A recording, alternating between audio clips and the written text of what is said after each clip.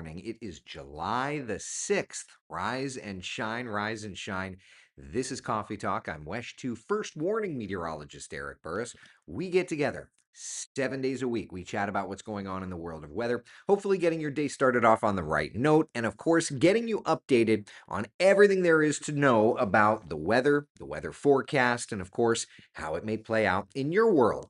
Before we dive into our local stuff, let's just track the very latest on Tropical Storm Chantal, the third named storm of the season, already coming ashore here very clearly in South Carolina. That was the satellite imagery. There's the radar. Notice on the southern side of it, there's nothing hardly to track. Charleston maybe got a few showers. It's all really impacting coastal North Carolina. But in terms of official data, Chantal made landfall at Litchfield Beach, South Carolina at 4 o'clock this morning as a tropical storm. Glad it wasn't anything stronger. Glad that our friends up there didn't have to deal with anything too big. This was not a big part of our looping weather pattern, was not part of our long range hurricane forecast.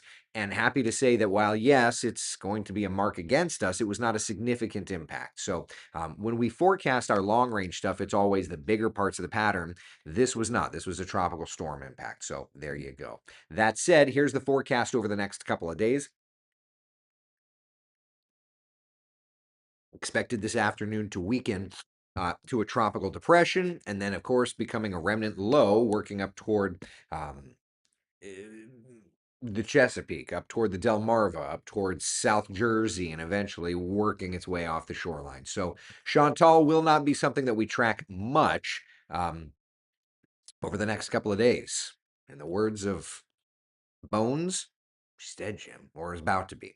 Meanwhile, for us today, scattered showers and thunder showers, but we trend a little bit drier the next couple of days. Okay, so let's do this. Let's look right over to our 7 day forecast, get an idea of where we're at, and then, of course, we can continue on from here. The journey will always continue. Today, 50% coverage of showers and thunder showers, right? From there, a little drier Monday, Tuesday. It's a 40% coverage of rain. And then Wednesday, Thursday, Friday, we start to see those storm chances climbing again in a big way. I mean, 70%, there's something going on, right? So, more moisture moving into the area. That's going to raise us up a bit. If you live along the coastline, I don't want you thinking that you're slighted. So, we've got you covered too. Today, 50-50 shot of seeing rain. And while it may not be as stormy Thursday, Friday, Saturday, it is going to be stormy Thursday, Friday, and Saturday for you. Okay? So that's kind of where we're at. If you've got plans to head out to the theme parks today, oh, it'll be a fun day to go out to Epcot. Yes, there will be those afternoon storms to contend with. Those skies will start to darken, but if you're working around the World Showcase, getting onto Spaceship Earth, other than those storms, it's going to be a nice kind of mix of clouds and sun. I would add, though, that, and I think that this is what's so interesting. You know, we've had a wet weather pattern the last couple of days. But it does not mean for a second that we have completely eroded our rainfall deficit. Look at the numbers for this year. Okay, Orlando sitting at about an inch and a half surplus. But look at Daytona Beach. Look at Melbourne. My friends, you are still sitting in a deficit. A significant, we're almost 8 inches of rain behind where we should be in Daytona Beach. Isn't that something? Right? Yeah. So, you know, we got good rain. That's through this morning, by the way. We got good rains from kind of the outer skirts of Chantal, but it was not enough to do anything to our coastal areas. So, not that, we're in wildfire season or anything like that, but when we look at the Keach Byram Drought Index, it's important to note that the soil is moist. It's just we're still working into a deficit. The inland spots, super damp. The coastal communities, not so much. When we look at the drought numbers, okay, it's just important to note that our coastal communities are still in a bit of a drought, okay? So that's that. All right, let's get us reset. Let's turn around and let's look at where we're at this morning. It is absolutely beautiful. This is a live look at our tower cam shot out west. It's Tavares. I'm 98% sure. Look at that. The clouds are building. There are some low clouds here or there. If I can spell it, ceilings. All right. Here's the ceilings, the cloud ceilings. Sanford's at 1,200 feet. Leesburg's at 1,900 feet. So marginal VFR. That is what it is. All right. That's fine. First warning live. Not that anybody really cares. First warning live Doppler radar. Nice and quiet scan for most of us, right?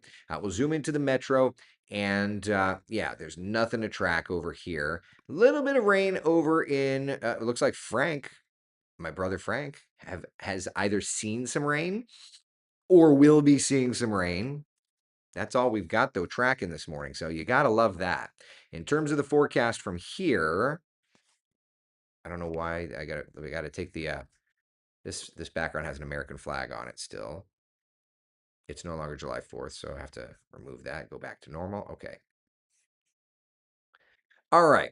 Day planner forecast today starts off quiet, a sprinkle or two. We can handle that. And then 3, 4, 5, 6, 7. Obviously, that, my friends, is when we'll get those thunderstorms firing up and moving through the area. And we work up to that 50-50 shot.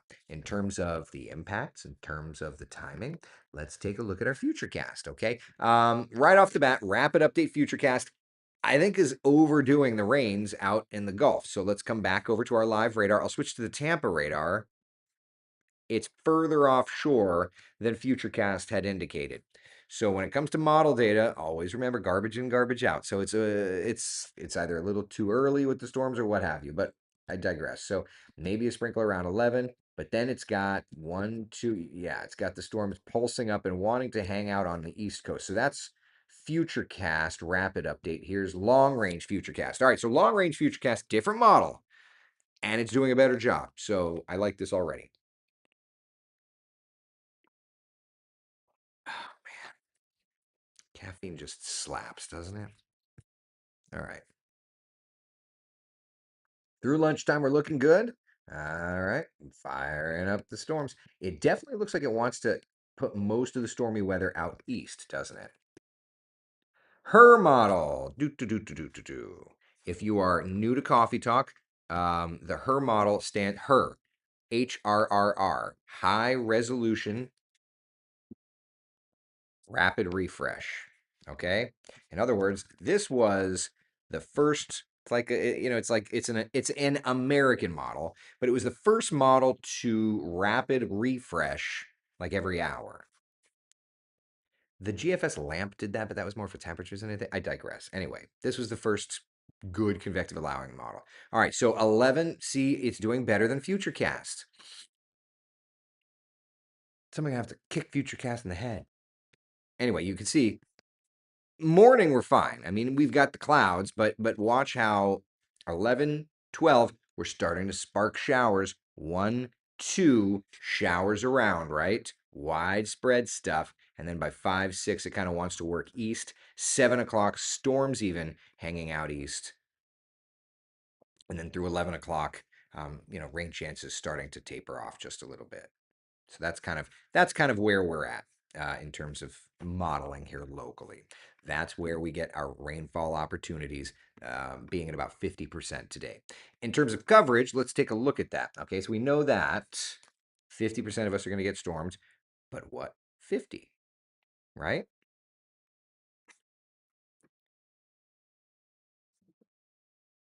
Inland spots, particularly our northern spots. That's kind of the focal point of today's stormy weather. All right. All right. Now that I've run my mouth plenty, what you got? Why does it look like there's a protester over your shoulder? Oh, the computer chair. That's all. It's the computer chair. All right. So that's kind of where we're at. So for today, we've got the showers, we've got the thunder showers. There's the overall coverage. All right. Now, let's look at kind of the overall setup. So Chantal pulls north of us. You can see it there kind of on the top, that red. It's a low, but there it is. So as that area of low pressure, as that moisture pulls north of us, we drop our rain chances a bit because high pressure is going to build in. It's not going to completely kibosh our rain chances, but it's at least a little bit going to do that. So that's why we're drying out subtly. I mean, we were stormy last week. Um, Rain chances sitting at about 40% Monday, 40% Tuesday, and then Wednesday goes to 60%, 70% for Thursday and Friday. It goes up and up and up from there. And obviously, you can kind of see Thursday, Friday, Saturday looking to be pretty wet across Central Florida. I have to share a positive email that came in from a viewer talking about our rain the other day. I'm going to omit certain words, okay? Where is the rain at? Blank. Union Park hasn't seen one blanking drop today. Those blanking computers and blank. Okay, I guess I can't read. I thought I could read more of this. I didn't realize every other word. Use your brain like the weather people did 50 years ago. They got blank. Okay. Why am I saying this? Because it's not going to rain everywhere every day. I don't see 100% on there. All I'm saying is, yes, rain chances are going to be going down a little bit Monday, Tuesday, and they're going to go back up on Thursday, Friday. That means you're going to have a better opportunity to get rainfall. And if you don't get rainfall, you'll be all right. I love sweet emails like that. All right. Questions, comments, concerns about the forecast? We good? Janice, show us your shirt. It's Columbia, UCF, old school. Karen, wow, unbelievable. Someone could email that Phil. Hey, man, what are you going to do? I only read it so that I could reiterate the idea that you're probably not going to get rain every single day.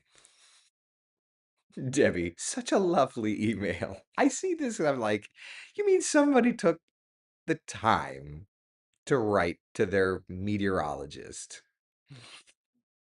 And that was the tonality we used. Ay vez, mir. What are you going to do? Lucas, I heard mixed answers. What does the percentage actually mean? So we forecast it based on coverage. That's the coverage of Central Florida that's going to be getting storms. That's the idea, at least for us. Daddy Shark. What a pleasant person. Can you imagine? You've never met somebody and that's the way they talk to you. I love it. People. Oy vey. Thinking of it like the lottery, the 70% chance of winning something. Sadly, my area gets the free. Yeah, exactly. Exactly. Better than them writing the boss. You know, Taylor, they can write the boss. The good news is my management team knows that we don't control the weather, right? Oh, man. So funny. All right. So there's the inland. Somebody was asking about the coastal 7 days. So I want to make sure to get you taken care of there as well because Cammy did it. So I can share it. There you go. People will people. That's exactly right. Those are the people that have time to waste. Yeah. Don't be that person. I know you all are nicer than that. Oh man, you never know. Maybe Eric did meet that. That's a good point. That's a good maybe.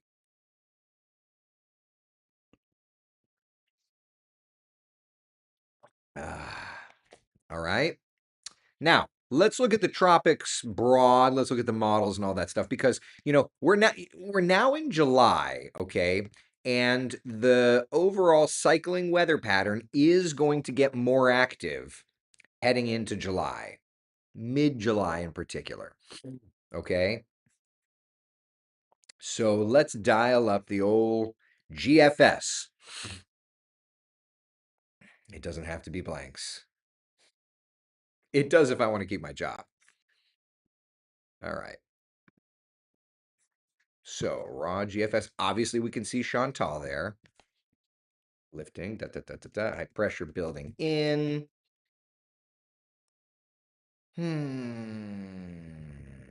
Right there, the 17th, 18th, there is a signal off the coast of Louisiana around the GFS showing the 17th, 18th. I would add that this fits the cycling pattern. I would add that the GFS had it yesterday, the European did not. So I'm curious to see the European. I've not looked at these models yet. So we're looking at them together for the first time.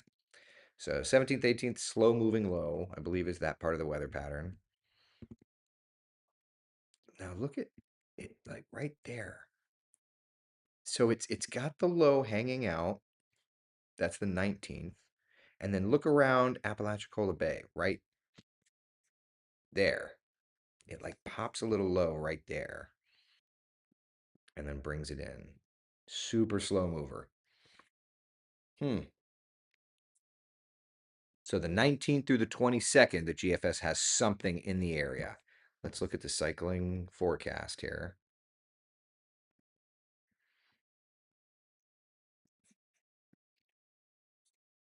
What did I say, it was the 19th through the 22nd?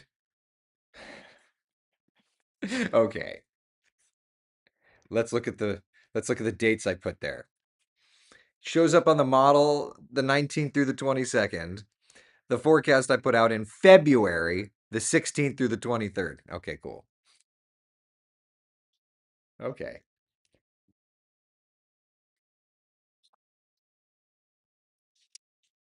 Just checking. Am I guaranteeing a hurricane? Absolutely not. Am I guaranteeing any tropical development? Absolutely not. But there's a part of the pattern that's showing up right in that date window, right in that location.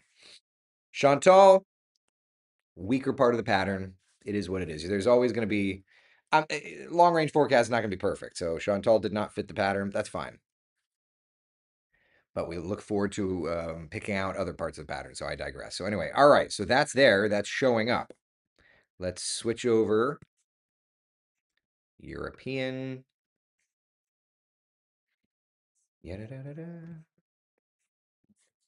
There goes Chantal.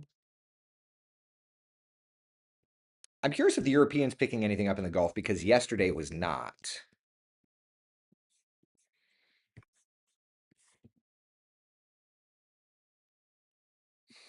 And today it is. Look at okay. Okay, see this is where like I don't know about you all, but like for me, I put the long range forecast out with Jeremy, and then when you start to see things playing out, you're like, this feels like crazy. But I know Gary doesn't want us to call it crazy. I never called you crazy, Gary. I'm just saying it's crazy that this all works, the organization to the chaos. Okay. All right. There's the 15th, broad low pressure. There's the 16th, broad low pressure. There's the 17th, broad low pressure. There's the 21st, still broad low pressure, right to the end of the European, still broad low pressure. And again, those dates line up to the slow Gulf low. It's showing up.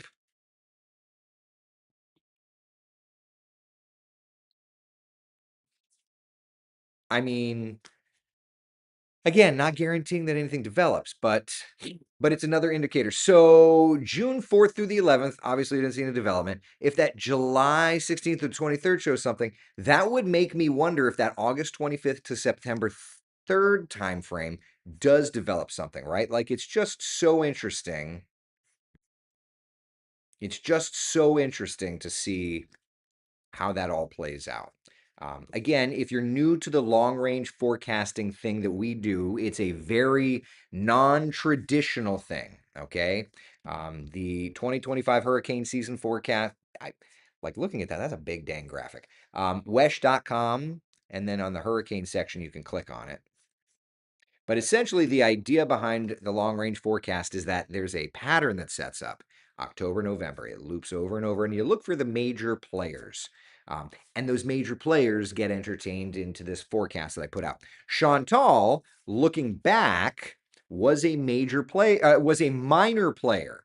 It showed up. You can't identify every storm system as a major player. So Chantal was there, went back, found it. It was one of those we just kind of wrote off. So it's fine. It was not a major player. It was a weaker tropical storm. It's not going to be perfect. Um our cycling weather pattern forecast is just another tool. But it's also letting us know that kind of mid to late July we have to watch, as I had mentioned, we have to watch the Gulf. So that next part of the pattern that really has my eye is this slow Gulf low that the models are showing, kind of the northern Gulf coastline, that July 16th through the 23rd time frame. That's going to be an area there to watch, that time frame there. And all of this is available on wesh.com, right? So kind of interesting stuff. And if you're interested in and how this all plays out, it's fascinating. It's really, really fascinating. Last year, for full transparency, for last year, Beryl was a storm that went into an area that was not highlighted in a hotspot. It's just what it is. So, not angry about it. I understand the way that this works, right? But we keep tracking. By the way, the next name on the list, since we have Chantal, is Dexter,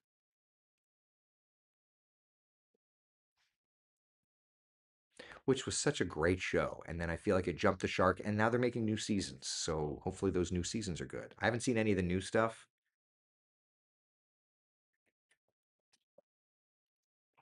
Dexter. All right. All right. Questions, comments, concerns, my friends. What have you to talk about? I'll pop up the 7-day forecast while we're just chatting. Hit that button. Hit that button. All right. Show the okay. That's what thank you, Matt. Thank you, Matt. So, Matt, I mentioned this to Matt yesterday. Okay, let's talk about this. So, maybe you know, maybe you don't know, but while Chantal was doing Chantal things, there was a massive rain event in Texas. A massive rain event.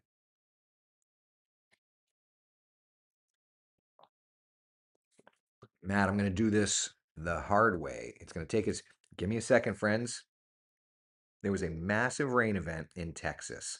So, what I want to do is I want to set this up. May. Okay. Perfect. All right. So, let me put it over here so you all can see. I've got In the Heights in my head right now. Am I the only one that loves that? Okay.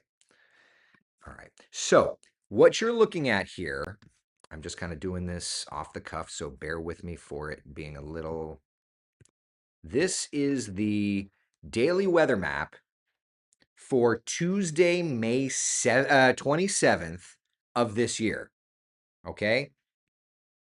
So, a part of the long range cycling weather pattern is the idea that what goes around comes around atmospherically.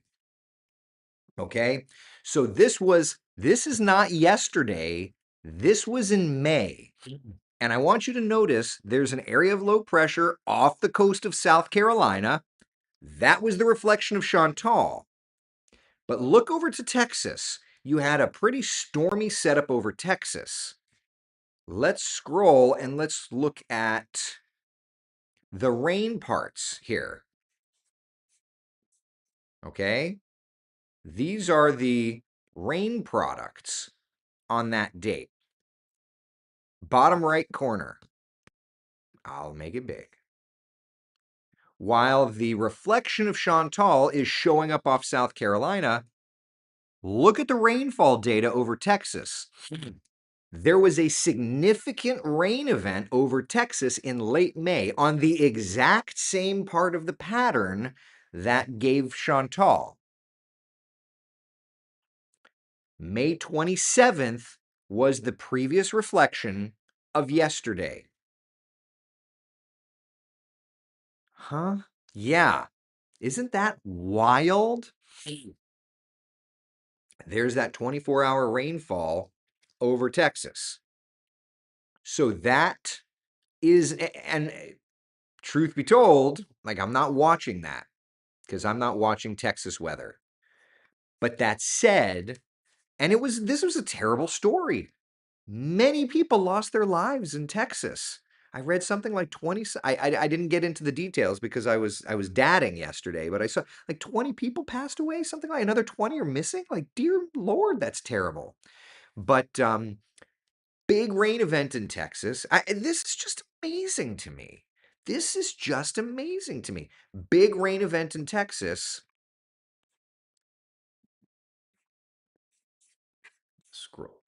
Scroll you up, And while that's happening, right, there's a low sitting off the coast of South Carolina. That was May 27th. That was the previous reflection of the weather pattern that gave us Chantal. Isn't that wild? Dear God, Anne says over 40 death toll now. God, gosh, Sonia, 51 dead. Oh my God, awful. So this is just an example, stepping away from like human nature part of it, because that's just awful. But this is an example of how this works. Okay, so I wanted to I wanted to point that out. Jeremy and I were discussing that. So that's how. That's one of the ways that we do our long range forecast. Okay, nothing's perfect. I'm not going to sit here and tell you that it's perfect, but that's how we do that. Julie, oh my gosh, I didn't know it was children. God, it's just the worst. Oh, Jane says why we study weather, and we're always going to, and we're going to do it together, right? So anyway, Eric, if more than a few named storms end up coming from small players, will small players get more attention next year when you and Jeremy use them? You know, Linda, the problem is if you picked out every small player, the entire coastline would be a hotspot. So it's not. I think what it may be is it may just be one of those situations. I I don't know that we would change it because we're picking out hotspots. So, like, if we look at last year, okay, that's a great question. You know, if we just look at last year, we know we're not going to get every storm. You can't get every storm. That's just not possible. We're not, we're not the makers of weather. So, if you look at last year, we picked out the spots that had a higher than average threat of landfall. Look at where the storms went. Like you had Beryl that moved elsewhere, like Texas, you could see, right? Like that was the storm that was a different part of the weather pattern. That one should have ended up coming up to the north, but I digress. That's upper low instead of surface low. It flopped. But that was last year's data, right? And the areas that got hit were hotspots. So to that point, would we want to show more hotspots? No, I don't think so. These were the main features that we had found for this year's forecast, which led us to these hotspots. So Chantal was a weaker, sloppier part of the pattern. It was a weaker, sloppier storm, right? The impactful storms should be Gulf this year. So look, we'll see how it all plays out. The future isn't written yet. So, like everything else, Phil Klotzbach says it so eloquently. Long range forecasting is humbling. As long as you know you're not going to be perfect at it, you do the best you can, you know? So that's what we're going to do. We're going to do the best we can. And and that's that. Chantal was a weaker part of the pattern. It was a weaker storm. It got together because it had a window to do so. But I still think that the bigger players are going to be into our long range cycling pattern. Yeah. Okay, so they're more of outliers in a belt. Yeah, exactly. Yeah. I mean, we can't go to highlighting the entire coastline. That would not benefit you, right? We had talked about at one point doing like a red, yellow, and green, just talking more about like here's your highest spots, here's that kind of a thing. But we're it's evolving. Our long range forecasting is evolving. That's all it is. You know, there's always that black sheep in every family, yeah, it's fine. I would, there was one year in the years that I've been doing long range forecasting, there was one year where we got every storm. And I remember being shocked, thinking, like, well, that'll never happen again. And it's fine. I wouldn't suspect that a forecast put out February, March would be perfect through fall. That's just not the way that it works. So the good news is being able to go back, identify that Chantal part of the pattern, and say, all right, I saw that. I see that. It just wasn't significant enough, you know? That's what we're looking for. So yeah. Chantal was from Timu. Let's focus on yeah, we're focusing on the Amazon here. Hello, LRC. Going to add red for South Carolina next 40 days. I mean, Mike, I would say, extrapolate out 40-ish days and it'll be curious to see if it happens. And then if that's the case, and we just messed it up. It happens. All right. Questions, comments, concerns. Mike's asking, you're going to add red. No, we don't touch the forecast.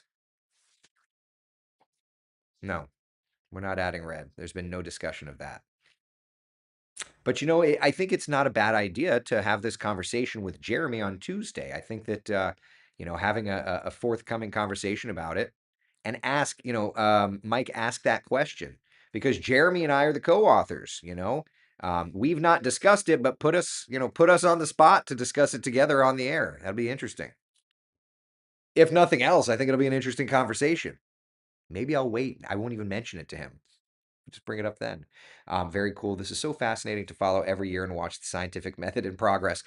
We're just trying to do better and better and better. And I talked to Gary I don't know, a week ago, 2 weeks ago, about trying to do a peer-reviewed paper on tropical LRC. So that'll be kind of interesting. Would like it. Quick forecast for today again. Motorcycle forecast, please. So Paul, looks like 1-2 o'clock things are going to start to pop out west, and then from 1-2 o'clock out west, 3-4 o'clock metro, 5-6 o'clock out east. Okay. Frank says, unlike everyone else who updates their forecast, we don't touch our numbers. The only thing that we do, full transparency, the only thing we do is we started last year and this year. We the first day of hurricane season, we will tweak the dates, and I think we tweaked our dates by like 2 days. We don't tweak the forecast hotspots. We don't tweak the forecast numbers. But as we continue to highlight the dates in the pattern, we tweaked it. So I think we tweaked the dates forward 2 days. That's all. And as I did it, we were transparent about it. So yeah, that's the only thing we do as we get a better idea. As we get a better idea about patterns, right? Yeah. But can I also share something? So I started watching last night the video on Netflix, the document, and I didn't make it all the way through, but the documentary on Netflix about the twister, the devastating Joplin tornado. And I wanted to add that, Doug, if you ever watch that documentary, there's not a ton of us that use this cycling weather pattern theory. But Doug Heddy, the Joplin meteorologist, that is interviewed on that documentary, he uses the cycling weather pattern. Now, I don't know if he mentions it at all. I don't. But Doug Heddy does use this technique. So if you've not watched the documentary, it seems very good. For those of you that have watched it, let me know. But Doug had and let me know if he mentions it, because I haven't gotten anything yet about it. But yeah, so Doug Heddy from Joplin does use this technique that we use for long range. So anyway, Mike, it's a surprise, not supposed to happen. It is a surprise, not supposed to happen. That's all other LRC. The hotspot, South Carolina coast was scary. The hotspot. I have no idea, Mike, what that was. I apologize. Yeah, if the Weather Channel ever adopted this, they start hyping in March for it. Yeah, I don't like hype, so that's where we're at. I don't like hype. Yeah. Oh my goodness. Really? Oh yeah, I'm sorry to hear that. All right. Questions, comments, concerns, friends? Anything? We looking good? Cindy, where can we see the documentary? Netflix. Netflix. Yep. Yep. But Doug Heddy uses this long range forecast technique, and again, it's not perfect, but does pretty good. So, all right, listen, interesting stuff. Slow Gulf low starting to show up on the Euro and the GFS. Interesting. All right, be the sunshine in someone else's day. Thank you so much for hanging out for Coffee Talk. I'll see you all tomorrow morning, bright and early.